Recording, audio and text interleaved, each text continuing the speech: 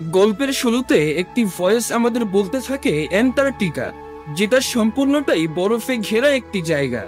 কিন্তু এই বরফের মরুভূমিতেও কিছু জীব বসবাস করে। তারা হলো পেঙ্গুইন।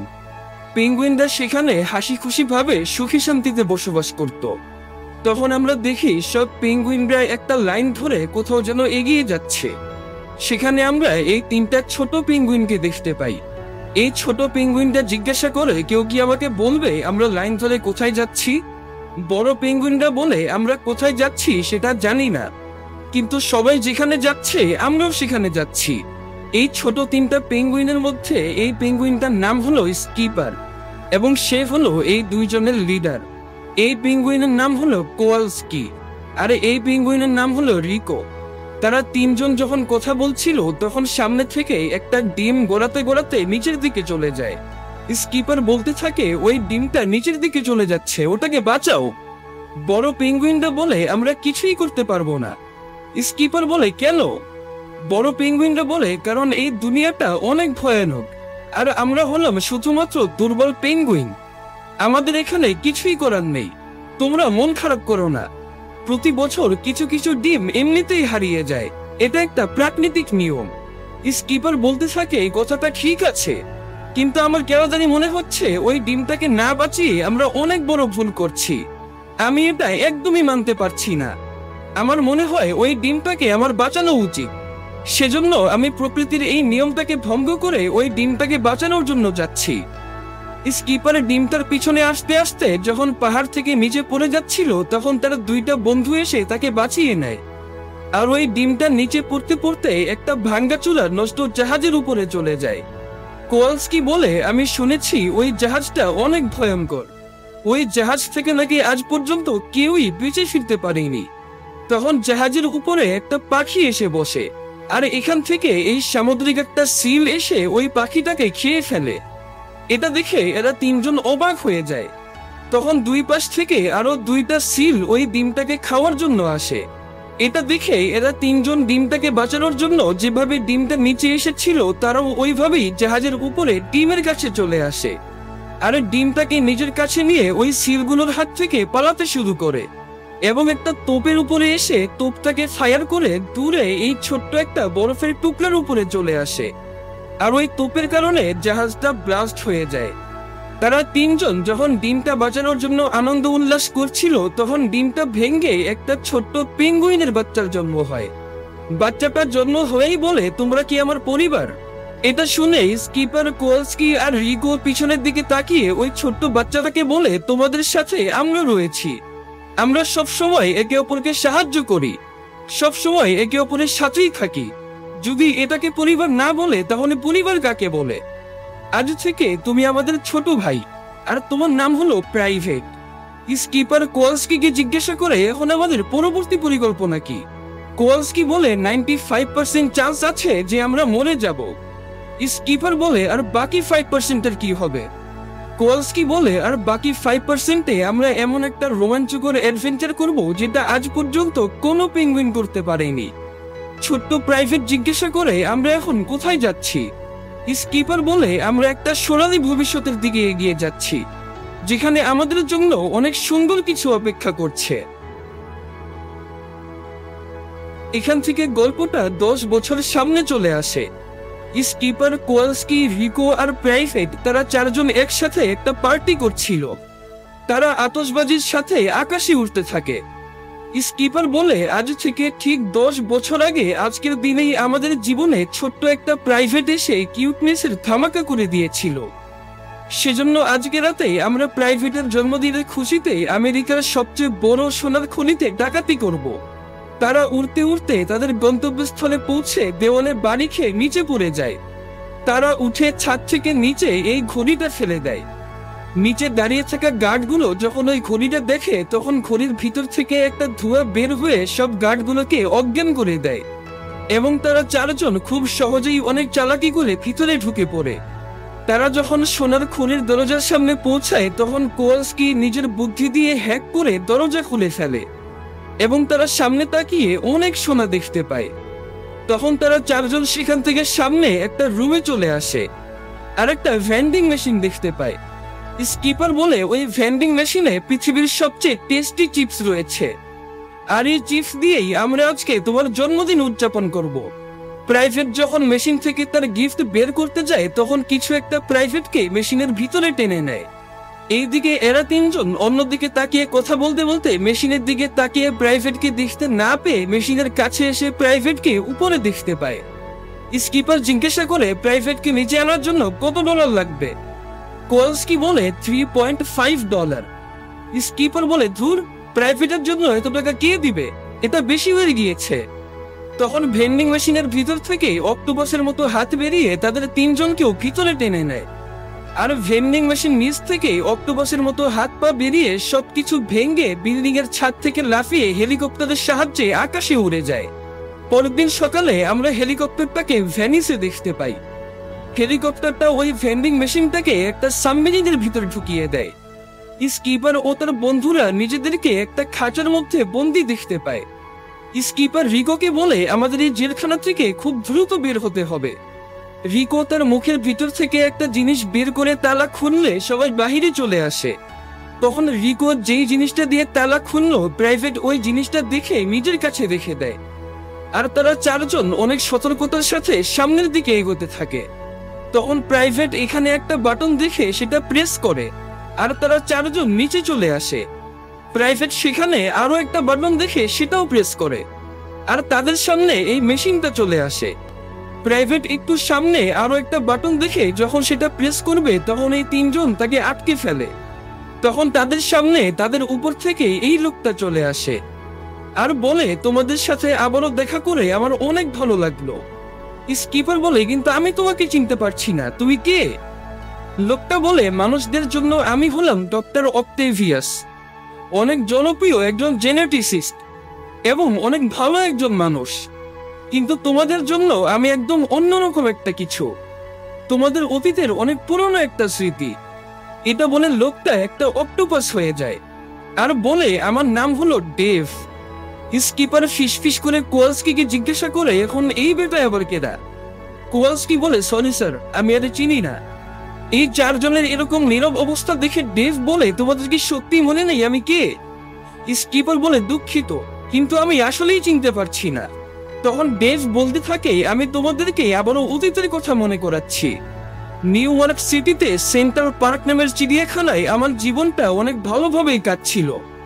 বড় একটা পার্কে অনেক বড় ও সুন্দর একটা জায়গায় আমার থাকতে অনেক ভালো লাগতো, আর তখন বাচ্চারাও আমাকে দেখে অনেক পছন্দ করত, সবাই আমার অনেক ভক্ত ছিল। আর তখন আমার এই খুশিকে শেষ করার জন্য তোমরা চলে এসেছিলে। চিড়িয়াখানায় তোমাদেরকে দেখে সবাই অনেক পছন্দ করেছিল, বাচ্চারাও আমাকে ছেড়ে তোমার ভক্ত হয়ে গিয়েছিল। তোমাদের মতো এত কিউট পেঙ্গুইন থাকতে আমার মতো অক্টোপাসকে দেখতে কারোরই আগ্রহ ছিল না, সেজন্য আমাকে চিড়িয়াখানা থেকে বের করে দেওয়া হয়েছিল। সবাই আমাকে দূরে করে দিয়েছিল, আমাকে ছেড়ে দিয়েছিল, আমি একদম একা হয়ে গিয়েছিলাম, আমার সাথে অনেক খারাপ হয়েছিল। আর আমি এখন এটা অনুভব করছি যে কিছু কিছু প্রাণীরা জন্ম হওয়ার পর পরই অনেক ভালোবাসা পেয়ে যায়, আর বাকি প্রাণীগুলো কিছুই পায় না। এত বছর ধরে আমি শুধু তোমাদের থেকে প্রতিশোধ নেওয়ার জন্যই বেঁচে আছি। স্কিপার বলে, তোমার সাথে যেটা হয়েছে সেটার জন্য আমাদেরকে দোষী বানিও না। ডেভ বলে, কিন্তু আমি তোমাদের থেকে বদলা নিয়েই ছাড়বো, আর এই জিনিসটা আমাকে তোমাদের থেকে প্রতিশোধ নেওয়ার জন্য সাহায্য করবে। তখন চারপাশ থেকে অনেকগুলো অক্টোপাস পেঙ্গুইনদের ঘিরে ধরে। স্কিপার বলে, আমার কাছে তোমার জন্য একটা খারাপ খবর আছে, তুমি আমাদেরকে এভাবে ঘিরে ধরে অনেক বড় ভুল করেছ। আমরা হলাম একটা প্রফেশনাল টিম, আমরা তোমার এই কাঁচা মরিচের তেল নিয়ে তোমার নাকের সামনে থেকে এখান থেকে পালিয়ে যাব। এটা বলে তারা সবার চোখে ধুলো দিয়ে ওই সবুজ জিনিসটা নিয়ে সাবমেরিনের বাহিরে চলে আসে, আর এভাবে লাফিয়ে একটা নৌকার উপরে উঠে পড়ে, আর ওই নৌকাটা চালিয়ে সামনের দিকে যেতে শুরু করে, এবং তাদের পিছনে ওই অক্টোপাসগুলো আসতে থাকে। এইভাবে কুংফু করতে করতে যখন সামনে পানি শেষ হয়ে যায় তখন তারা রাস্তার উপর দিয়ে নৌকা চালাতে শুরু করে, এবং অক্টোপাসগুলো তাদের হাত থেকে এই লাঠিগুলো নিয়ে নেয়। তখন তাদের নৌকাটার নিচে একটা স্কুটারের উপরে এসে পড়ে, আর তারা ওই স্কুটার নৌকাটা চালিয়ে সামনের দিকে যেতে থাকে, আর পিছন থেকে অক্টোপাসগুলো এই লাঠির মাধ্যমে তাদের পিছনে আসতে থাকে। এভাবে দৌড়াদৌড়ি করতে করতে তারা একটা অন্ধকার গলির মধ্যে চলে যায় এবং একে অপরের সাথে যখন ফাইট করার জন্য তৈরি হয় তখন সেখানে এই পেঁচা, ভাল্লুক আর নেকড়ে এসে এই অক্টোপাস গুলোকে মেরে সেখান থেকে ভাগিয়ে দেয়। স্কিপার জিজ্ঞাসা করে, তোমরা কে? নেকড়ে বলে, তোমাদের ভয় পাওয়ার কোনো কারণ নেই, তোমাদের সুরক্ষার জন্য আমরা এখানে চলে এসেছি। তারপর তারা পেঙ্গুইনদের প্লেনে করে কোথাও নিয়ে যেতে থাকে। স্কিপার নেকড়েকে জিজ্ঞাসা করে, তোমরা আমাদের কোথায় নিয়ে যাচ্ছ? নেকড়ে বলে, আমরা হলাম নর্থ উইন্ডের আন্ডারকভার এজেন্ট।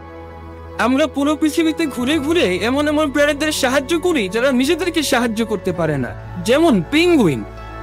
স্কিপার বলে, তো তুমি কে? নেকড়ে বলে, আমার নাম হলো ক্লাসিফাইড, আর আমি হলাম এই টিমের লিডার। আমার টিমের সবাই নিজের নিজের কাজে একদম এক্সপার্ট। ক্লাসিফাইড তার টিমের সব মেম্বারদের সাথে স্কিপারকে পরিচয় করিয়ে দেয়। তারপর ক্লাসিফাইড পেঙ্গুইনদের নিয়ে নর্থ উইন্ডের হেডকোয়ার্টারে চলে আসে। ক্লাসিফাইড পেঙ্গুইনদের বলতে থাকে, তোমাদের মতো দুর্বল প্রাণীদেরকে বাঁচানোর জন্য আমাদের কাছে এই একটাই উপায় আছে, সেটা হলো ডক্টর অক্টেভিয়াসকে তার কৃতকর্মের শাস্তি দিতে হবে। তোমরা সবাই ওর সাবমেরিনে ছিলে, তো তোমরা ওখানে কি কি দেখেছিলে এবং ওখানে যে তোমরা কি কি জানতে পেরেছো সেই সবকিছু আমাকে বলো। কিন্তু স্কিপার ও তার বন্ধুরা ক্লাসিফাইডের কথায় কোনো পাত্তাই দিচ্ছিল না। সেজন্য ক্লাসিফাইড আরো ভালোভাবে জিজ্ঞাসা করে। তখন স্কিপার বলতে থাকে, আমাদের টিম এটা খোঁজ লাগিয়েছে যে ডক্টর অক্টেভিয়াস, যাকে আমরা মানুষ মনে করছি, সে আসলে একজন বহুরূপী। সে একটা অক্টোপাস যার নাম হলো ডেভ। ক্লাসিফাইড বলে, কিন্তু তোমরা এটা জানো না যে ডক্টর অক্টেভিয়াস মানে ডেভ তার ল্যাবরেটরিতে বসে একটা খুবই ভয়ানক অস্ত্র আবিষ্কার করছে, সেটার নাম হলো মেডুসা সিরাম। আমাদেরকে ওটার বিষয়েও খোঁজ লাগাতে হবে। স্কিপার বলে, তোমাদের খোঁজ লাগাতে হবে না, কারণ আমরা অলরেডি ওটা চুরি করে নিয়ে এসেছি। এটা দেখে ক্লাসিফাইড অবাক হয়ে যায়। সেই সময় ডেভ নর্থ উইন্ডের সিস্টেমকে হ্যাক করে এই বড় স্ক্রিনে তাদের সামনে চলে আসে। ক্লাসিফাইড ডেভকে বলে, তুমি যে সিরাম তৈরি করেছিলে ওটা আমরা চুরি করে ফেলেছি, তাই এখন তুমি কিচ্ছু করতে পারবে না, নিজেকে আইনের হাতে তুলে দাও। তখন ডেভ তাদেরকে তার ল্যাবের এই দৃশ্য দেখায়। কোয়ালস্কি বলে, তুমি শুধুমাত্র আমাদের 4 জন পেঙ্গুইনের জন্য এতগুলো সিরাম কেন বানিয়েছো? ডেভ বলে, তোমাদের কি মনে হয় আমি কি শুধু তোমাদের থেকে প্রতিশোধ নেব? তোমাদের থেকেই আমি প্রতিশোধ নেওয়া শুরু করব, আর ধীরে ধীরে এই পৃথিবীর সব পেঙ্গুইনদেরকে শেষ করে দেব। এটা বলে সে হাসতে হাসতে কল কেটে দেয়। তখন ক্লাসিফাইড খবর পায় পৃথিবীর বিভিন্ন জায়গা থেকে অনেক বেশি পরিমাণে পেঙ্গুইন কিডন্যাপ হয়ে যাচ্ছে। এটা দেখে ক্লাসিফাইড ডেভকে আটকানোর জন্য বিভিন্ন অস্ত্র নিয়ে প্রস্তুতি গ্রহণ করতে শুরু করে। আর সেই সময় স্কিপার ও তার বন্ধুরা আলাদাভাবে ডেভকে আটকানোর জন্য পরিকল্পনা করতে থাকে। এটা দেখে ক্লাসিফাইড বলে, তোমাদের মতো অকর্মা আর দুর্বল পেঙ্গুইনদেরকে আমি আমার মিশনে একদমই নিতে পারবো না। স্কিপার বলে, তুমি অকর্মা কাদেরকে বললে? তখন স্কিপারের টিম মেম্বার রিকো ভুলবশত একটা বাটন প্রেস করে সামনের এই প্লেনটাকে ধ্বংস করে দেয়। এটা দেখে ক্লাসিফাইড সব পেঙ্গুইনদেরকে অজ্ঞান করে একটা বক্সে ভরে ফেলে আর বলে, আমার এই মাথা মোটা গুলোকে আমার মিশন থেকে অনেক দূরে রাখতে হবে। এটা বলে সে পেঙ্গুইনদেরকে এখান থেকে অনেক দূরে সুরক্ষিত অনেক নির্জন একটা জায়গায় পাঠানোর ব্যবস্থা করে। বেশ অনেকক্ষণ পর পেঙ্গুইনদের যখন জ্ঞান ফিরে আসে তখন তারা বুঝতে পারে তারা প্লেনের ভিতরে আছে। তারা নিজেদের মধ্যে বলাবলি করতে থাকে, ক্লাসিফাইড মনে করছে আমরা পেঙ্গুইনদেরকে এই বিপদ থেকে বের করতে পারবো না, কারণ আমরাও শুধুমাত্র দুর্বল কয়েকজন পেঙ্গুইন, কিন্তু এই পৃথিবীর সব পেঙ্গুইনরাই আমাদের বন্ধু, আমাদের পরিবারের সদস্য। সেজন্য আমাদেরকে আমাদের বন্ধুদের সাহায্য করতেই হবে। কিন্তু আমরা মাটি থেকে অনেক উপরে আছি, আমরা এখান থেকে বের হব কিভাবে? তখন স্কিপার এই বাটনটা প্রেস করে আর তারা সবাই অনেকগুলো বক্সের সাথে উপর থেকে নিচে পড়তে থাকে।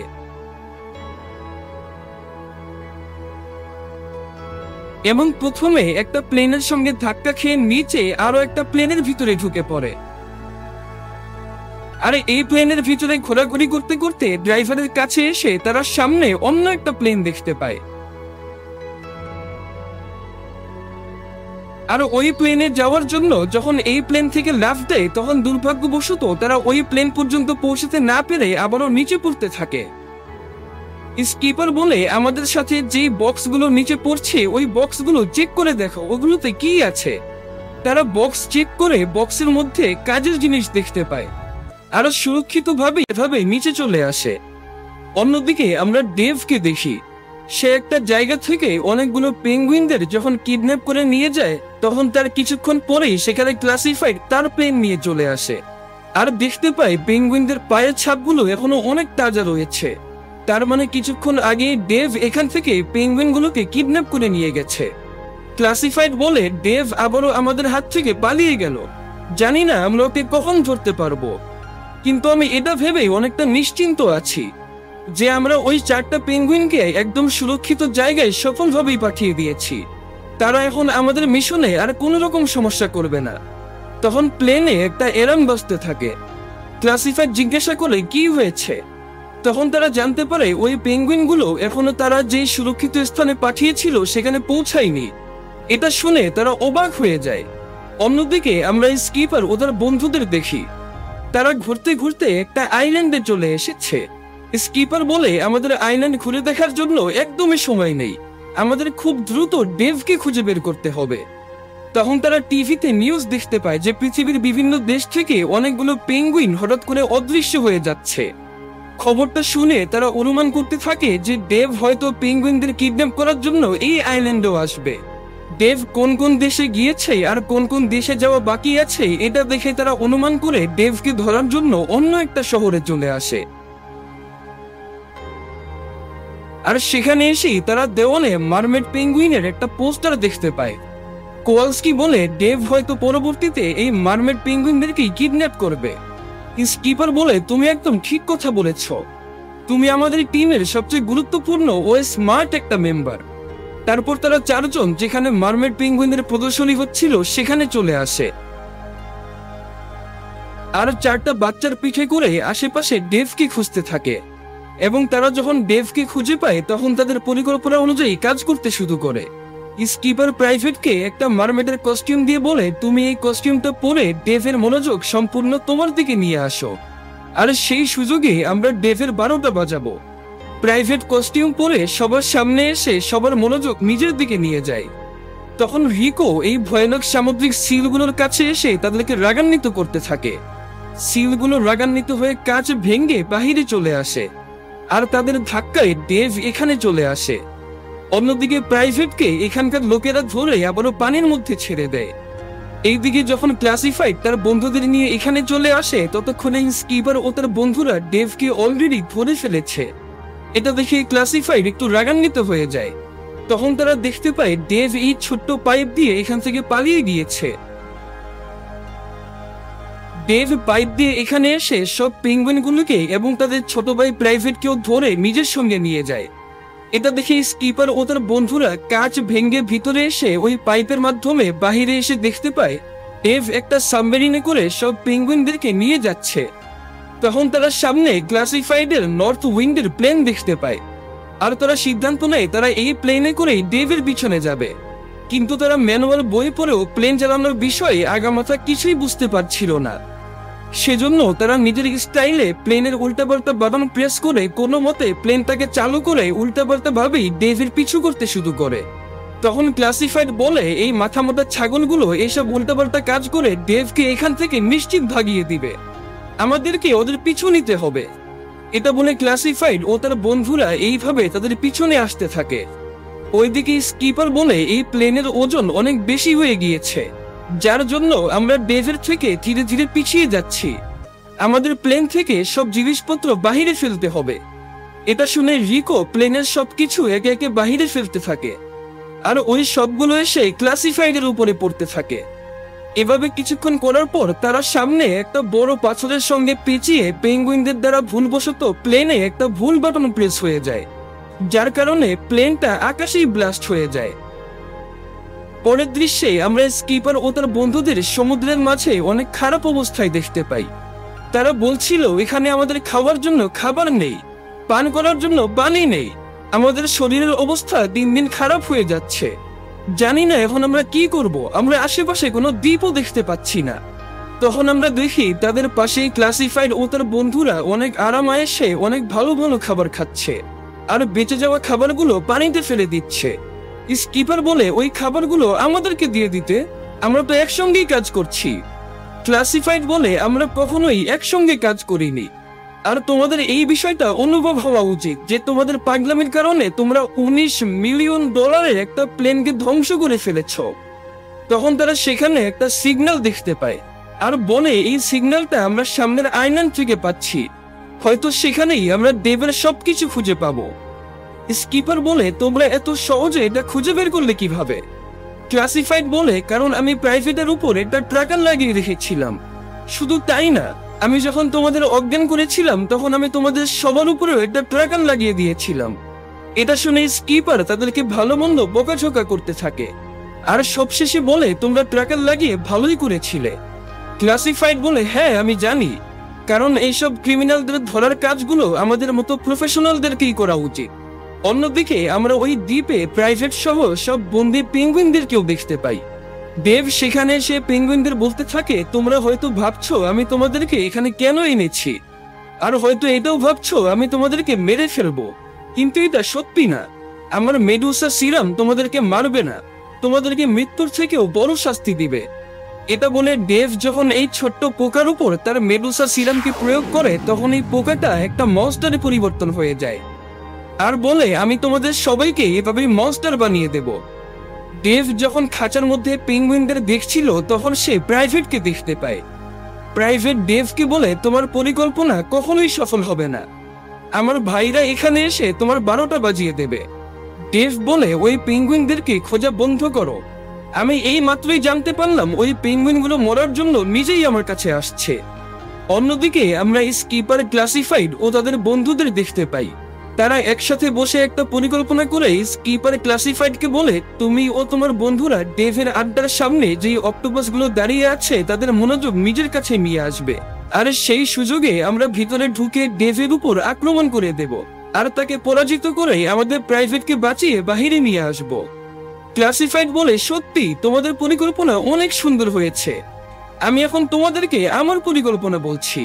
এটা বলে ক্লাসিফাইড নিজের অ্যাডভান্স টেকনোলজি দিয়ে তার অসাধারণ একটা পরিকল্পনা পেঙ্গুইনদের বলে।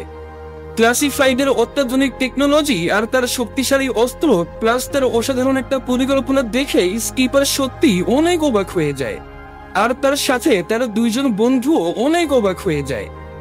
স্কিপার বলে শুধু ভালো গ্রাফিক্স আর শক্তিশালী অস্ত্র দিয়ে তুমি কিছুই করতে পারবে না, তোমাকে ভালো একটা পরিকল্পনা করতে হবে। ক্লাসিফাইড বলে তার মানে তুমি নিজের পরিকল্পনাটাকে অনেক ভালো মনে করছো, সেটা আমরা অনেক আগেই দেখেছি যখন ওই আইল্যান্ডের বাহিরে পানির মধ্যে ডেভ তোমার চোখের সামনেই তোমার ছোট ভাইকে নিয়ে পালিয়ে গিয়েছিল। এটা শুনে স্কিপারের প্রাইভেটের কথা মনে পড়ে আর সে বুঝতে পারে যে তাদের ভুলের কারণেই ডেভ প্রাইভেটকে কিডন্যাপ করে নিয়ে যেতে সক্ষম হয়েছিল। সেজন্য স্কিপার তার বন্ধুদের বলে আমাদের পরিকল্পনার থেকে ক্লাসিফাইডের পরিকল্পনাটা বেশি সুন্দর, আমি এখন তোমাদের লিডার না, এখন তোমাদের লিডার হচ্ছে ক্লাসিফাইড, আমাদের তার কথা মতোই চলতে হবে। এইবার আমরা এই কাজটা প্রফেশনালদেরকে দিয়েই করাবো। কোয়ালস্কি আর রিকো এই কথাটা মানতে চাচ্ছিল না। স্কিপার তাদেরকে ধমক দিয়ে বলে তোমাদেরকে আমার কথা মানতেই হবে, এটা আমি তোমাদের অর্ডার করছি। তারপর স্কিপার ও তার বন্ধুরা ক্লাসিফাইডের পরিকল্পনা অনুযায়ী অদ্ভুত কাপড় পরে ওই অক্টোপাসগুলোর সামনে চলে আসে। স্কিপার বলে আমাদের এই পাগলামের কথাটা যেন কেউ জানতে না পারে। এটা বলে তারা ওই পেঙ্গুইনদের সামনে উল্টাপাল্টা নৃত্য করতে শুরু করে আর পেঙ্গুইনগুলো নাচানাচি দেখে মজা পেয়ে তাদের পিছনে পিছনে আসতে থাকে। তখন ক্লাসিফাইড ও তার টিম অনেক সহজেই সফলভাবেই ডেভের কাছে চলে আসে, কিন্তু ক্লাসিফাইড কিছু করার আগেই ডেভের অক্টোপাসগুলো তাদেরকে খুব সহজেই ধরে ফেলে। অন্যদিকে স্কিপার ও তার বন্ধুরা ডান্স করা শেষ হলে যখন ডেভের সাবমেরিনের সামনে আসে তখন তারা মনে করে ক্লাসিফাইড হয়তো এখনই ওই সাবমেরিনটাকে ব্লাস্ট করে প্রাইভেটকে নিয়ে এখনই চলে আসবে। সেজন্য তারা এই খুশিতে আকাশে আতশবাজি ফাটিয়ে দেয় আর আনন্দ উল্লাস করতে থাকে। কিন্তু 1 সেকেন্ড পরেই কোয়ালস্কি বলে স্যার, সাবমেরিন তো ব্লাস্ট হয়নি, কিন্তু আমরা আতশবাজি ফাটিয়ে আমাদের পায়ে কুড়াল মেরেছি। এটা বলার সাথে সাথে কিছু পেঙ্গুইন এসে তাদেরকে ধরে জেলখানায় বন্দি করে দেয় আর তারা সামনে তাকিয়ে ক্লাসিফাইড ও তার টিমকেও জেলখানায় বন্দি দেখতে পায়। এটা দেখে তারা কিছুটা ভেঙে পড়ে। তখন এই দুইটা অক্টোপাস স্কিপার ও তার টিমকে ডেভের কাছে নিয়ে আসে। ডেভ স্কিপার ও তার বন্ধুদের সামনেই প্রাইভেটের উপর ওই মেডুসা সিরামকে দিয়ে মনস্টার বানানোর প্রস্তুতি গ্রহণ করতে থাকে। ডেভ বলে মানুষেরা সারা জীবন আমাকে মনস্টার মনে করেছে, কখনো আমাকে কেউ ভালোবাসেনি। আমি এখন দেখতে চাই তোমরা মনস্টার হওয়ার পরে তোমাদেরকে কে ভালোবাসবে। এটা বলে ডেভ যখন সার্কিটের পাওয়ার বাড়িয়ে দিয়ে প্রাইভেটের উপর সিরাম আক্রমণ করে তখন প্রাইভেট হঠাৎ করে অদৃশ্য হয়ে যায়। এটা দেখে স্কিপার ও তার বন্ধুরা মনে করে প্রাইভেট হয়তো মারা গিয়েছে। এটা ভেবে তারা অনেক কষ্ট পায়। তখন আমরা প্রাইভেটকে এখানে দেখতে পাই। সে এই ছোট পিনটা দিয়ে তালা খুলে নিজেকে বাঁচিয়ে নিয়েছে। তখন ডেভ স্কিপার ও তার টিমকে নিয়ে সেখান থেকে চলে যায়। প্রাইভেট সেখানে আশেপাশে তার বন্ধুদেরকে খুঁজতে গিয়ে এখানে মনিটরে ক্লাসিফাইড ও তার টিমকে দেখতে পায়। এই অক্টোপাসটা ক্লাসিফাইড ও তার বন্ধুদের যখন এই ভয়ানক একটা মেশিনের মধ্যে দিয়ে মেরে ফেলার চেষ্টা করছিল তখন সেখানে প্রাইভেট এসে ওই অক্টোপাসের মাথায় বাড়ি মেরে ক্লাসিফাইড ও তার টিমকে বাঁচিয়ে নেয়। আর তাদেরকে নিয়ে বাহিরে আসলে ক্লাসিফাইড সাবমেরিন থেকে বের হয়ে যাচ্ছিল। প্রাইভেট জিজ্ঞাসা করে, তোমরা ওই দিকে কোথায় যাচ্ছ? আমার বন্ধুরা আর বাকি পেঙ্গুইনরা তো এই দিকে। ক্লাসিফাইড বলে, ওখানে অক্টোপাসের একটা বড় আর্মিও রয়েছে, তাই আমরা এখন আমাদের নর্থ উইন্ড হেডকোয়ার্টারে ফিরে যাচ্ছি।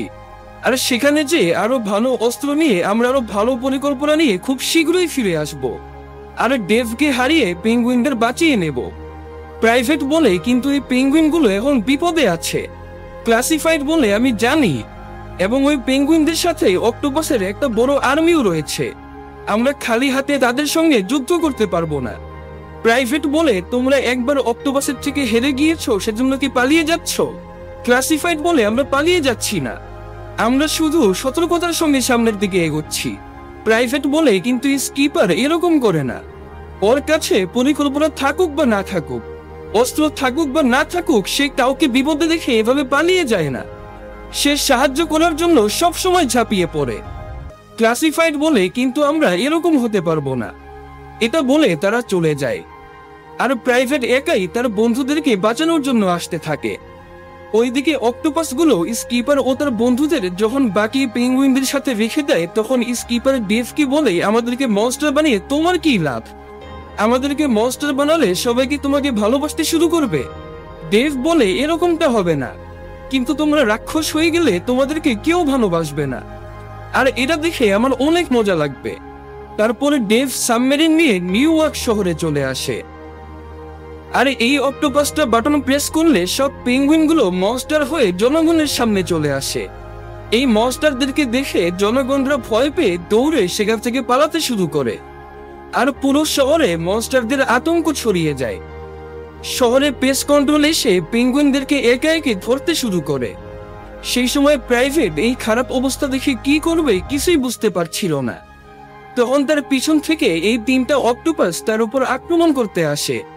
প্রাইভেট ভয় না পেয়ে দৌড়ে এই মেশিনে বসে এটাকে চালিয়ে বাহিরে চলে আসে। আর সামনে স্কিপারকে দেখে একটা পেস্ট কন্ট্রোলের গাড়িতে করে স্কিপারের কাছে চলে আসে। আর তার সাথে কথা বলে তার স্মৃতিকে ফিরিয়ে আনার চেষ্টা করতে থাকে। ধীরে ধীরে স্কিপারের স্মৃতি ফিরে আসে। আর সে প্রাইভেটকে জীবিত দেখে অনেক খুশি হয়ে যায় আর তাকে জড়িয়ে ধরে।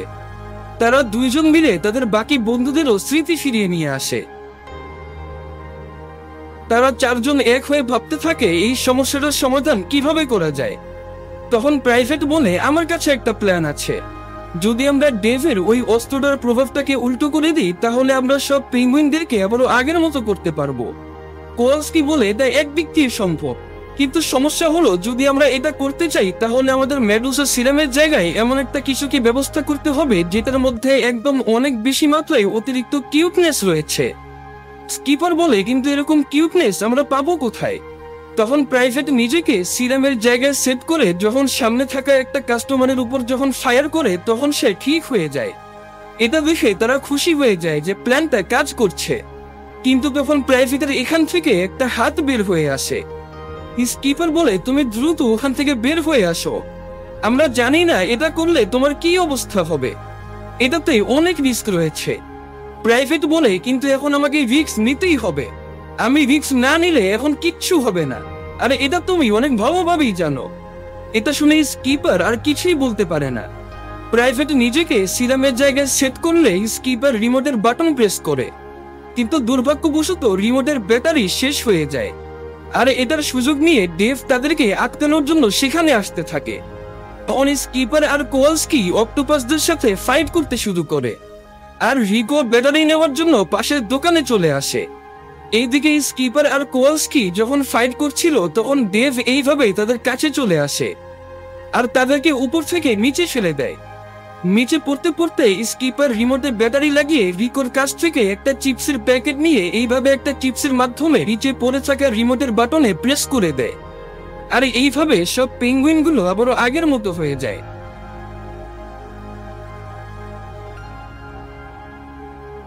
কিন্তু এইসবের কারণে প্রাইভেট একটা পাথর হয়ে যায়।